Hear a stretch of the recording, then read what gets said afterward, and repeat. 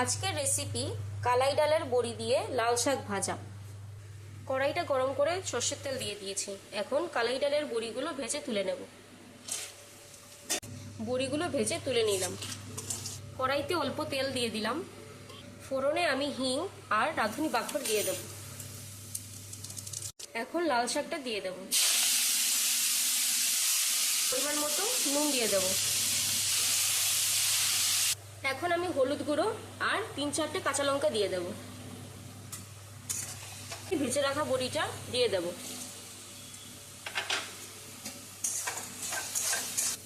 এখন আমি ভেজে রাখা বাদামের গুঁড়ো 1 চামচ দিয়ে দেব।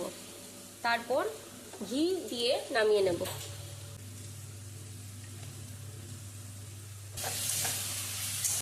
যদি আপনাদের এই রান্নাটা ভালো লেগে থাকে, লাইক, শেয়ার এন্ড সাবস্ক্রাইব করে দেবেন।